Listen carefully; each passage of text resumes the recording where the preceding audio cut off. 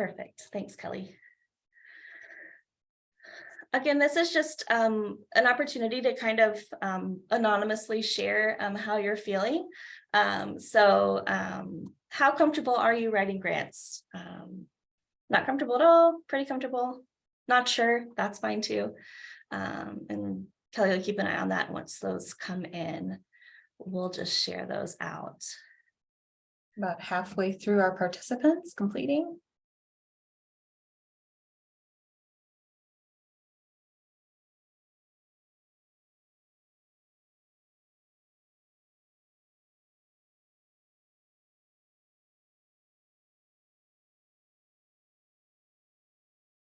About 5 more seconds if the last few people want to participate.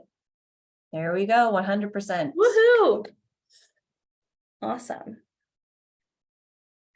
Awesome. Cool. So we've got kind of a wide range. A lot of folks feel really comfortable, pretty comfortable. Some are not sure or not quite comfortable at all. And so this is a space for all of us. So I'm really happy. Thank you for sharing that with us. So let's get into it. First, I just want to share briefly about the Quad Cities Community Foundation. So many of you know us as a grant maker, but we do so much more. And so I just want to take an opportunity to highlight that while I have this captive audience. We provide scholarships. As I said, my colleague Steve administers those. We provide programming to support and strengthen our nonprofit sector. So networking and learning groups like CEO Link and Development Link. And many of you have probably seen or just seen our newest support for the nonprofit sector that I will offer Kelly some space to share some more information about our Nonprofit Center for Excellence. So Kelly, if you want to talk about that for a couple of minutes, I'm sure folks are curious. Yes, many of you, if your email address is in our system as connected to a nonprofit organization, you probably got an email yesterday announcing a couple of opportunities to get involved and a new initiative that we are launching. So as Kaylee shared, over many years, we've offered peer learning groups like CEO Link and Development Link, other educational opportunities, ways for nonprofits to connect and learn together, as well as build capacity through other grant programs like our capacity building grants. And we're seeing the opportunity to bring those and many other educational and collaborative opportunities together to support our nonprofit sector in a deeper way through creating what is called in many communities a Center for Nonprofit Excellence.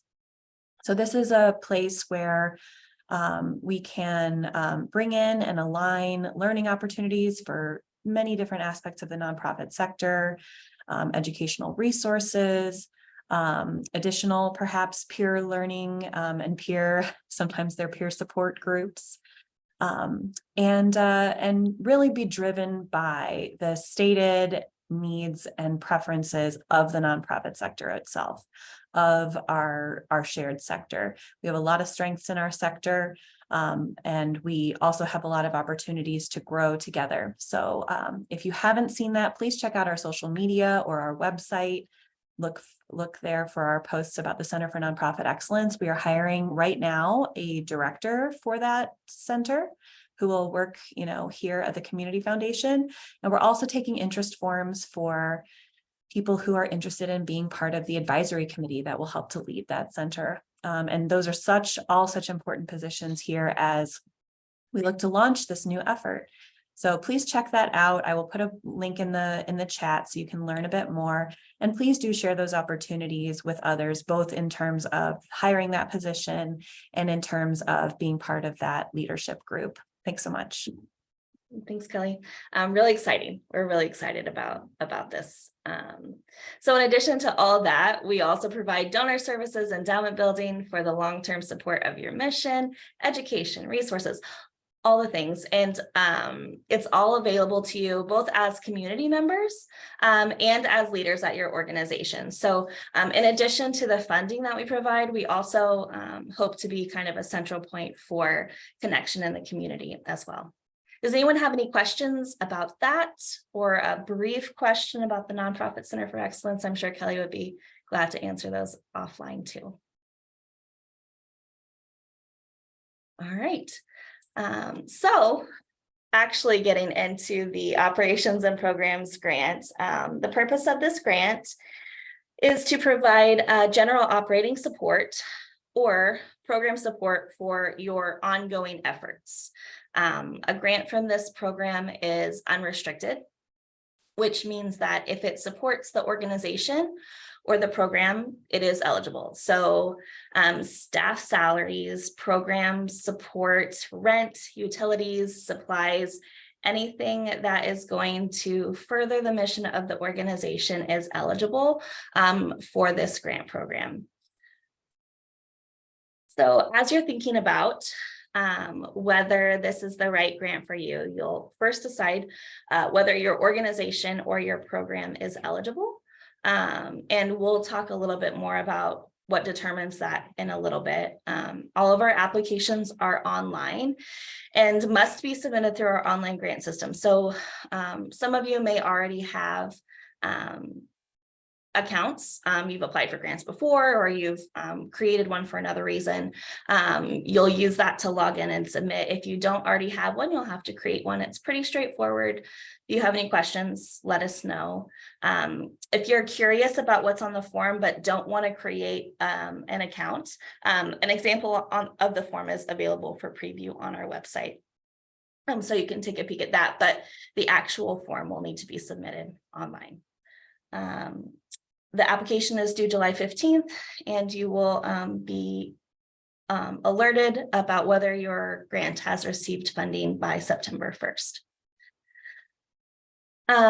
So as far as eligibility, 501c3 nonprofit organizations are eligible. So your traditional nonprofit, those are eligible, and other non-501c3 nonprofits who are considered charitable and have not already received a 2-year grant. So if you're already anticipating that you'll receive a second payment from a grant that you applied for last year, you are not eligible this year because you're going to already be funded. But if you're not in the middle of a grant cycle, your organization is considered charitable, or you're a 501c3, you are eligible to apply for a grant this year.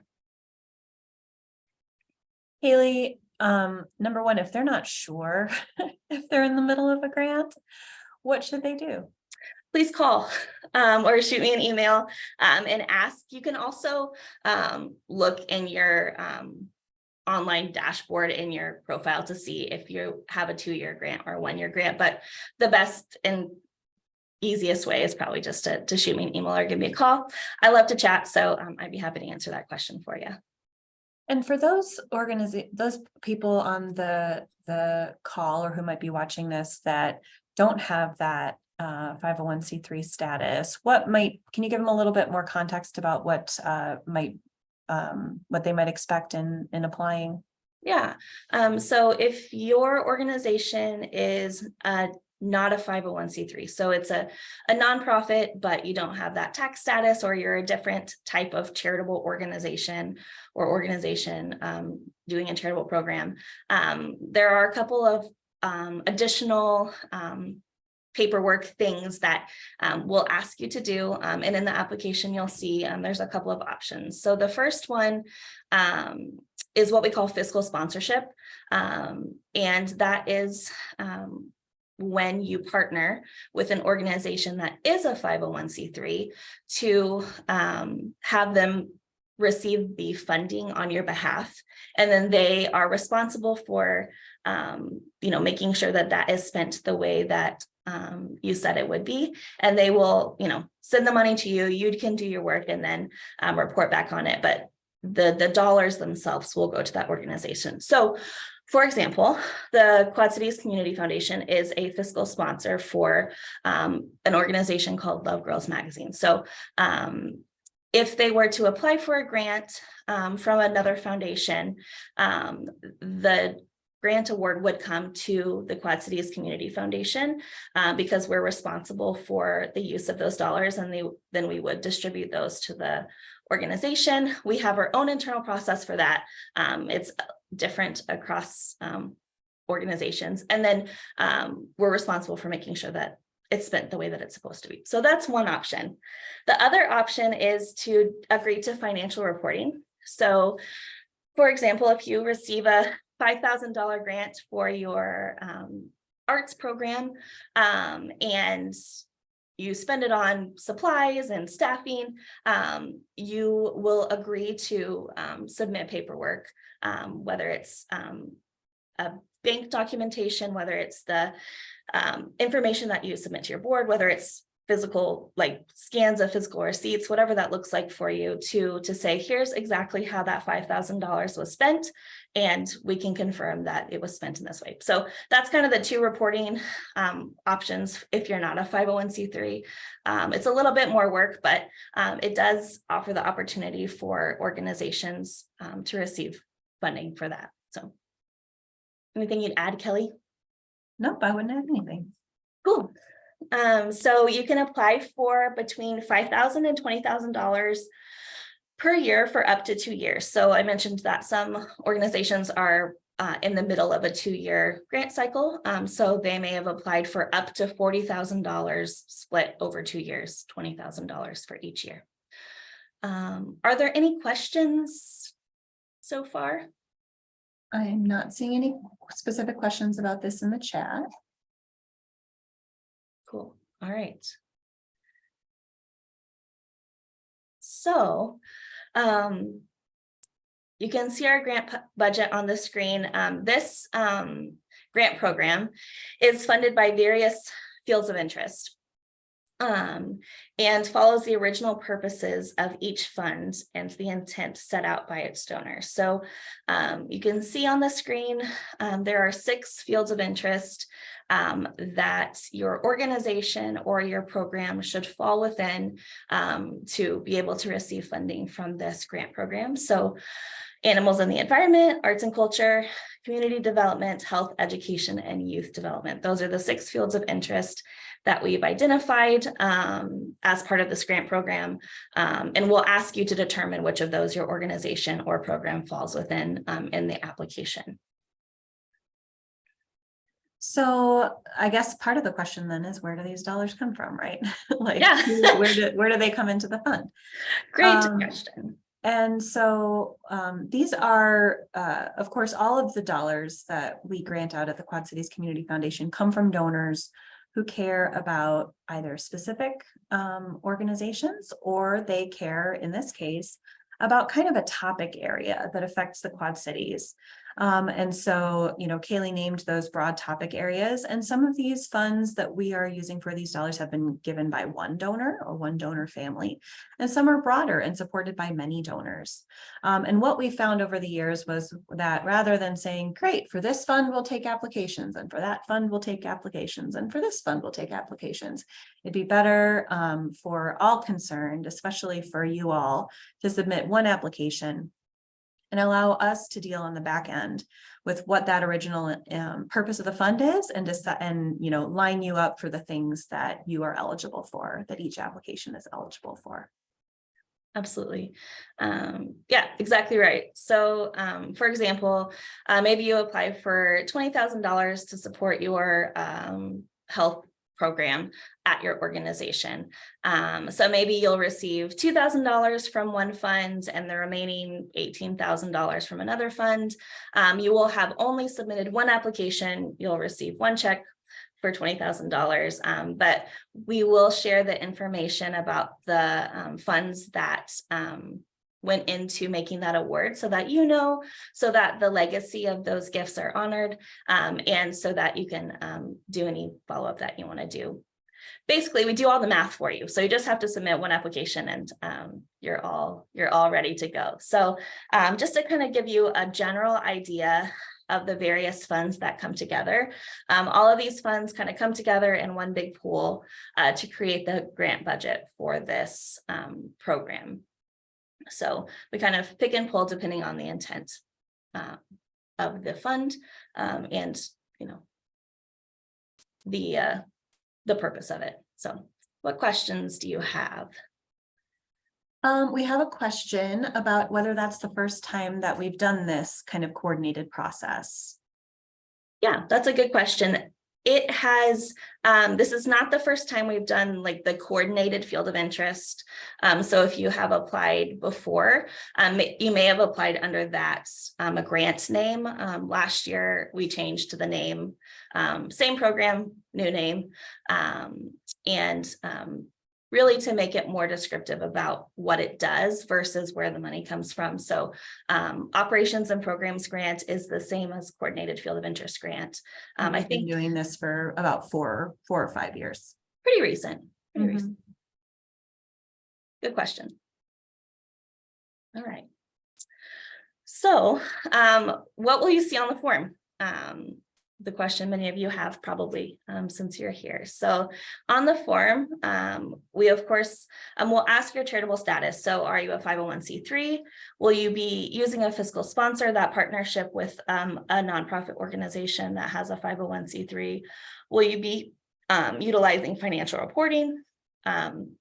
Whichever of those is the best fit for you. If you're not sure, please call and we can talk about what might be the best fit for your organization and whether it's eligible at all. So that's really my best advice when you get to that question. Before you fill anything else out, please ask if you're not sure. Organization and program information. So you'll need to list your board members, the number of employees, if you have employees, number of people served, demographic information you collect, kind of just general organization information. Because this is general operating support, we kind of look for broad strokes on the services that you provide the community. And so we'll ask some specific questions about that and about how that fits within the larger scope. But we'll look for that information. We'll also ask you to collect specific demographic information about your leadership.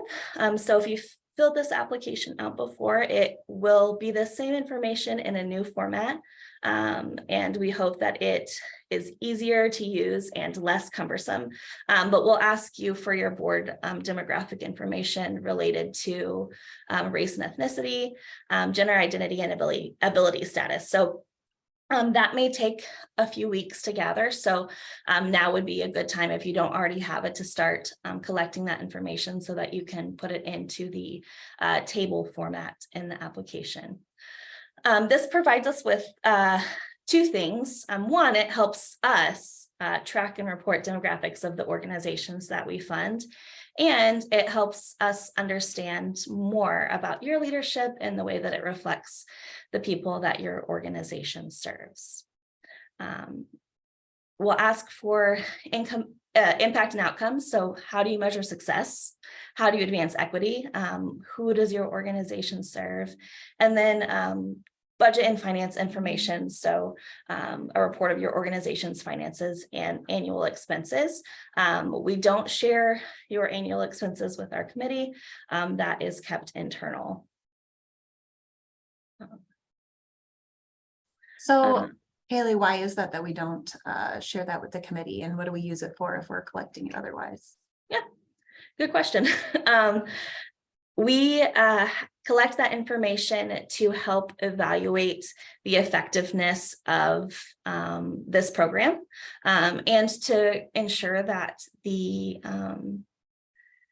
information that, or not the information, the grants that are going out and the applicants that are coming in reflect a wide variety of organizations. So not just all mid-range, not just all large, not just all small, kind of a wide range. So we can make sure that if we're missing a certain section of the nonprofit sector, we can do some more intentional outreach in that area.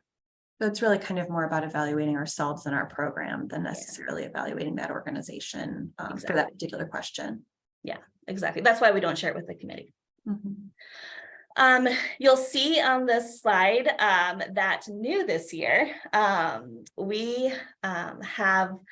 going to try this. And if you've already put together information for another grant, we know that many of you apply for multiple grants every year. And so we want to offer the opportunity for you to submit something you've already written. instead of the pieces in orange, basically, that organization and program information and impacts and outcomes. So if you already have something written up that talks about that, you can just attach it, put in the boxes, see attachment, and hopefully our goal in that is to kind of eliminate duplicating work and having to just copy and paste something from something that's already written when you could just attach it. One piece about this is if, for example, the other grants that you submitted and are attaching, maybe they didn't ask for the demographic information about who you serve. Maybe it just wasn't a question that they asked. It's not, maybe that's not even what they're looking at. You'll need to type that answer in the demographic information section on the form. So, maybe it has the answer to every other question, but that one specifically was not answered. You'll need to put that in the box on the form. So at the end of it all, we'll need to make sure that all the questions are answered, but whether it's an attachment or in the box. So does that make sense? It's new. We're trying to kind of make your time, honor your time and not have you just duplicate it. But questions, comments about this idea? Welcome those in the chat. We have one already, and it's basically, yay for efficiency versus duplication of work. That is our goal. Happy to hear that. Yeah, please drop questions in the chat. I know I'm moving through it kind of quickly. I just want to make sure we've got some time at the end, but please do not hesitate to ask those there. Another person saying this will help. Good. Glad to hear that. Glad to hear that. If you have questions about how that works, or whether this fits in with a question that we ask, we'll be flexible with that. Awesome. Cool. All right. So you've got the application, it's all filled out. Your next question might be, so how will it be evaluated? So our evaluation committee consists of community volunteers, including people who work in nonprofits or have worked in the nonprofit space. They evaluate all of our applications based on these 6 criteria. So we won't go through them all in detail. They're available on our website. You could refer back to them. They're all equally weighted in the evaluation of your application. So eligibility, community need, effectiveness, impact of the grant, equity, and impact of the organization. So when you're thinking about your application, thinking about what will make it successful, you can know that these are the criteria that our evaluation committee will be looking at when they determine the success of an application. So, well, my gosh, this is the question I was going to ask you, Kaylee. I can't believe that it's on this slide. That is amazing. The timing was amazing. So we might have questions from the chat here. I know that there's some really common ones. One that I'll ask you to talk about is like that of the several different evaluation criteria that you covered and which are on our website. I think the one we get probably the most questions about is related to advancing equity. Could you share some things from organizations who are doing good work in that area and communicating that well on their applications that you've found to be the case? Yeah. Some of the big ideas or commonalities across really strong answers in that section. They've answered a few questions or kind of looked at their work through a lens that has been successful and has been well, it communicates their work well. And so the question that I kind of ask myself when I'm looking at this is, who is the organization reaching? How are they reaching them? So how's the organization reaching those folks? And how have those folks helped co-create that plan, that service, that whatever? Another way could be who do you want to reach as an organization? What do they need? So what's the purpose of the program, service, whatever you're looking to provide?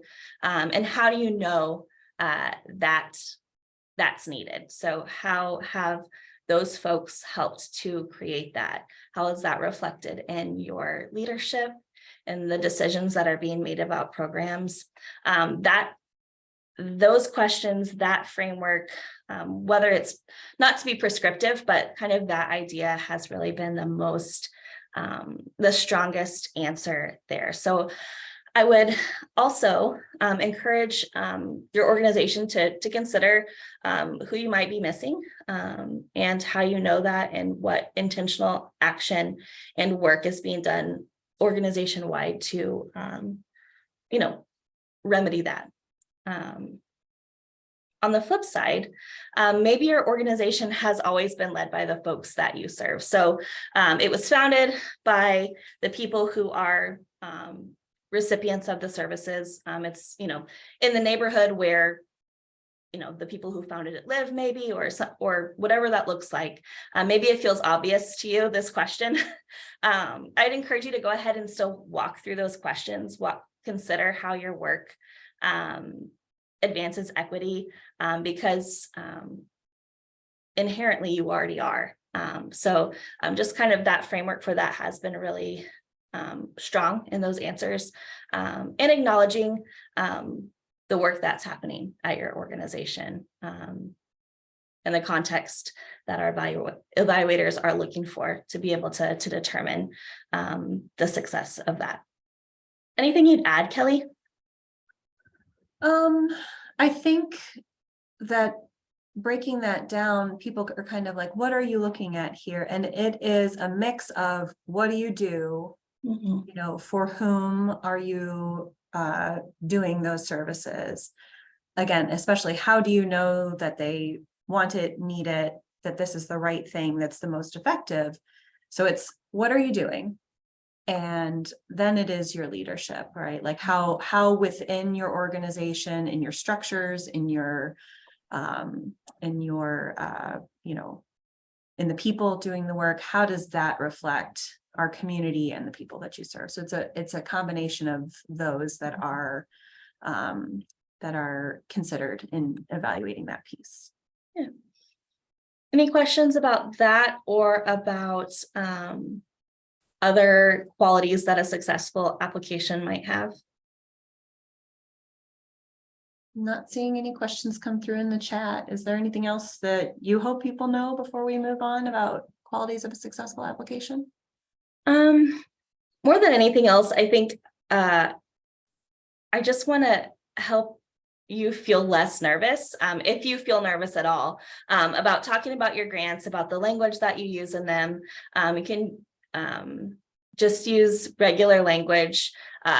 What we might talk about if we were to get coffee together, the information that might be useful to share. I'm sure there will be more details, there will be more data, there will be more kind of pointed answers, but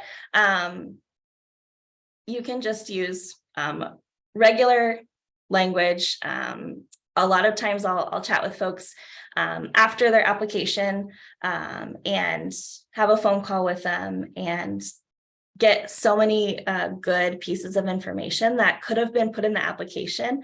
And maybe their application was denied, and those pieces of information would have been crucial for our evaluation committee to be able to make a decision.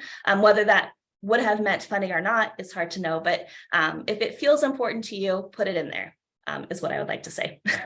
Well, and I guess maybe that's another good piece of advice, is talk to someone who isn't familiar with what you're doing. Yes. They may ask you questions that are, because you're so close to it, are obvious to you. And you may realize that that would be a good thing to communicate in the grant application. Yeah. Great. That is a great segue into our grant writing tips section. Are there any questions before I launch into that and kind of open it up for everyone to kind of chat with each other? Before we go there, we did have a question come in from the chat. So the question is, would or will your evaluators know about other partnerships an applicant might have with the Quad Cities Community Foundation? Or put another way, will the evaluators even know the name of the organization? So the second question answer is yes, the name of the organization is there. They are aware of that. They are free to go look up your website as well if they want more information. As far as other partnerships an applicant might have with the community foundation, so I'm thinking of, for example, does an organization have an endowment with the community foundation? Does someone attend CEO Link? No. I mean, if they're aware of that, that's not something that we've particularly made them aware of. And having other kinds of relationships with the community foundation does not give anyone an advantage in getting a grant application or grant awarded. Awesome. Good question though. Penny, this video will be posted probably by the end of the week. Yeah. Thanks, Kelly. Perfect. So we have a few grant writing tips, but truly because this space is we want it to be led by you all, and learning from our colleagues is one of the best ways to learn. We're going to open up the floor, but our tips are to take advantage of what already exists. And so we've sort of operationalized this by offering the opportunity to just upload something that you already have. But if you've got other language that can be copied and pasted in, there's no need to recreate the wheel, so to speak. Use a second set of eyes, as Kelly mentioned. It's helpful, and we know this too in our work. We think that we have communicated something really clearly and effectively, and then someone outside of the philanthropy or nonprofit sphere reads it and they have a ton of questions that are absolutely valid. So have a colleague, a partner, a friend, one of us, if you need someone to read your draft, I'm happy to take a look at it for you, as long as it's well enough in advance to be able to take a look at it and for you to make changes. But use a second set of eyes, or third or fourth. And then just make sure you're answering all the questions being asked. So if it's a 2 or 3 part question, make sure that those answers are really clear. And then again, if you're uploading a document that already exists, make sure that all of the questions in the form have been answered in that. And if not, just drop an explanation in the box. So that's all I have. Kelly, are there any other tips you want to share before we open it up to everyone? When you upload a document, I would say go back and look at that document once it's been uploaded and make sure that it uploaded correctly, that it's not blank or corrupted or, strangely tiny or upside down. That does happen sometimes. Our system will catch it if you try to submit the application without all the required attachments, but it can't tell if the document is screwy in some way. So do make sure that the things that you upload actually contain the information you're trying to provide. Yes, great tip. Great tip. All right. Well, we want to open it up to you all to share with one another. So feel free to type in the chat. Feel free to raise your hand. Feel free to just come off mute. What tips do you have that you would want to share? Those of you who responded that you feel really comfortable, what would you want to share with the other folks in the room? What questions do you have? What do you wish we knew? This is your space to have to talk about, anything that you'd like related to the grant program. So I will turn it over to you guys to chat amongst one another, and then we'll close it up for today. And feel free, just to simply go off mute. If we run into a lot of people trying to do that at once, we'll switch to hand raising, but yeah. Feel free to just go ahead and go off mute if you have something you want to ask or share.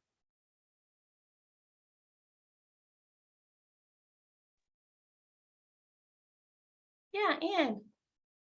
Will your grant application to this, as it's being evaluated, have an impact whether you're already receiving funds from either another fund within the community foundation or from another funder in the Quad Cities? That's a good question. No. So if you are receiving funding from one of our other grant programs, so maybe you've got a nonprofit capacity building grant previously, or if you have an endowment with us, or if you've gotten funded by another funder, that is not going to impact this application. As far as our committees are concerned, this is a totally separate group of folks. So they are looking at this program specifically and intentionally. And unless, the other funding is for the same program, we'll see that in your budget, but otherwise that's not going to impact the success of your application. Good question. Haley, I have another question in the chat. What is the grant term? If this is for a summer lunch program, would I be looking for funding for summer 2023 or summer 2024? That is a really good question. So the grant is due July 15th, but funding won't come through until the first part of September. And the grant term will be October 1st to August 30th or September 30th of the following year. So you would be applying for a summer program for 2024. And another question, and we actually have some data on this, maybe not what it should, but what it does. The question is, as a fairly new grant writer, I'm curious about how long a grant such as this should take to write. Thanks so much. That is an excellent question. Off the top of your head, Kelly, do you have that data? Yes, I do. So one of the questions that we ask, another thing that is not about evaluating you, it's about evaluating us, is there's a question at the end that says, how many hours did it take you to write this grant? And so that, I believe we saw for this grant, an average of,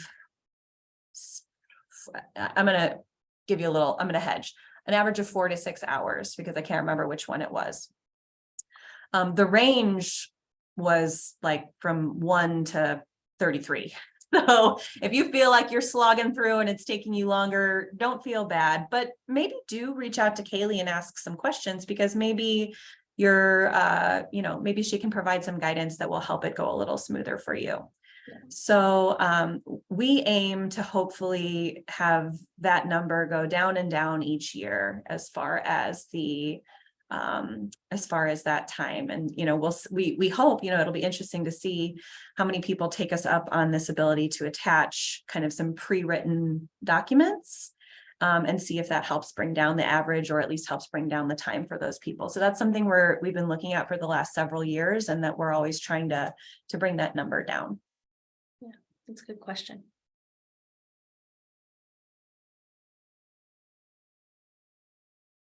What other questions or, like I said, tips would you want to share our more seasoned grant writers, perhaps with our newer grant writers?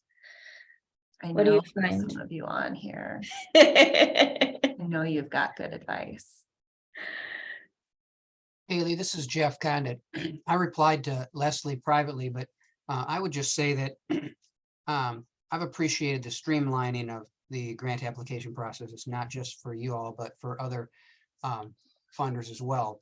And so I kind of thought 5 to 6 was a little high, Kelly, to be honest. And so, what I told Leslie was that assuming the passion for your organization comes easily out of your mouth and then out of your hands, it isn't as difficult as you might think. It's just, data that you're typing. So I don't know. I don't think it's as bad as you indicated, to be honest. Well, I appreciate that, Jeff. And I think the other thing too is it can really depend on, if your organization has that kind of information put together already, right? So for somebody who's, maybe it's a new organization, maybe it's a new grant writer, maybe it's just a very different grant than you've applied for before. If you're creating it for the first time, that can take a little bit longer. I've heard other grant writers say, oh, why are, I see the same answers copied and pasted every year. We don't mind that. We're asking you to tell us about the work that you do. If the work that you do is the same as last year, you can use the same information. If your mission hasn't changed, use the same information. Now, will your outcomes change? I'm sure they will. So give us updated information there. Tell us what's new. But if information is the same, if you are applying to support the same mission that you've applied for before, or the same program that you've applied for before, we don't need you to reinvent either that program or the way you talk about it. Just give us the updates that are important to you and provide that same context. Because the other thing is, though, it doesn't mean that that evaluator is going to have heard of your organization before, right? So still make sure it's complete, but you don't need to write something brand new for every question if you've applied before or if you're doing the same work. And actually, if you have applied before, you can go into that previous application, whether it was successful or not, and copy your answers into the new application. So you're not starting from scratch. So if most of your missions probably haven't changed, the general description of the organization maybe hasn't changed. So there are some things that it might just be helpful to copy in there, and then you can update and change whatever needs to be updated or changed. But and there will be some different questions, right? So we've adjusted some of our language to make it a little bit more straightforward to answer. And like I said, made the board demographic information into tables rather than a very long list of questions. So there are some updates that will not have transferred, but kind of that general information will transfer into the new form. So that might save you a little bit of time too. And if you need help on how to do that, please let me know. Actually pulled up the chart that we did. We did average, mean, median, and mode and range.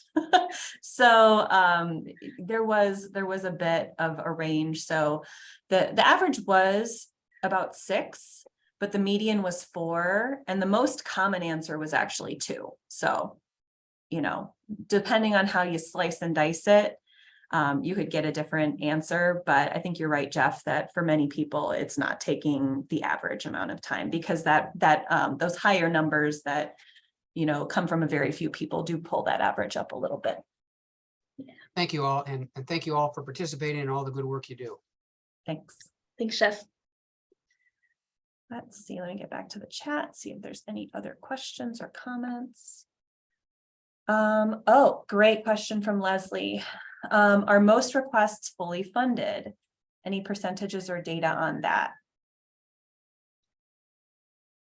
So That's a I great would question. say, Yeah, go ahead. most requests, unfortunately, are not funded. We get, would you say, Kaylee, what for this grant program, we get maybe 5 times the request dollar At amount least. that we have to fund? Yeah. We can probably maybe probably about a quarter of them, a third of them. Yeah. That said, those that we do fund, let's see, I don't have a percentage, but a number are fully funded. And then a number are partially funded. And it tends to be, you know, those that score the highest across the various evaluation tend to be those top ones that get fully funded. We are not going to, you know, encourage or really have our evaluators give you like a 1/10 of what you apply for, right?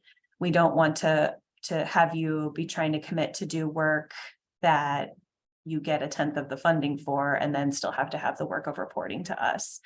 So generally, and this isn't like a perfect rule, but we'd rather do somewhat fewer awards with more significant amounts rather than trying to give everybody $1,000, right?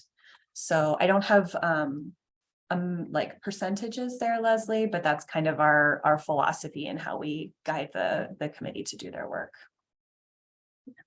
Question. Really good questions.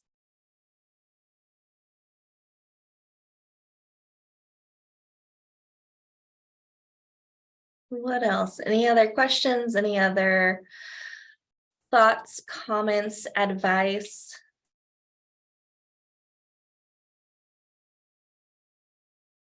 So I'm gonna. I may have missed this. Oh, Oh, go ahead. real quick, sorry, what's the total amount that you guys are giving for this grant? Like, I know you said it was anywhere from 5 to 20 that we can ask for, but what's the total amount? The total budget. Available. It's 486 and some change since they're all combined together. So it's about 480,000. Thanks. I wonder just in these last couple minutes, not to name names, but I'm gonna name names. I see some very experienced folks on here. Thinking Terry Wilson's written a lot of grants, Alex Kolker's written a lot of grants. You know, you've got some self-identified newbies on the call.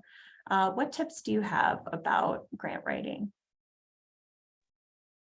Well, I think your advice that if you know your mission and you're able to give your elevator speech verbally, just write it. And just make sure that you put the feeling and the passion into it. Try not to make everything so analytical and so black and white that the feeling of your mission doesn't come through in your writing. I think that would be my advice. That's great advice, Terry. Thank you. And I have two pieces of advice to add to that. The first one is people think this is a task. It's not. This isn't a test. You don't have to study for it. You're being asked to answer questions on what you do every day, and really approach it that way. This is a chance for you to brag about your organization and how good it is. And then the only other thing I'd say beyond that is make sure somebody proofreads your grant. Spelling, grammar, and punctuation. You know, you're not being graded, like I said, but anything you do that slows down the grant reviewers is going to detract from your likelihood of being funded. Thank you, Alex. That's so helpful. And you're right. You're not graded. We don't get out the red pen for spelling and grammar mistakes, but really that proofreading is especially important to make sure that you're communicating clearly, and that a reviewer who or a reader who doesn't know your organization or doesn't know it well is going to pick up what you're laying down. Yeah, exactly. Awesome. Thanks both. Thanks to you both. All right. Offering the floor up one more time. Otherwise, I will give you a few minutes back in your afternoon.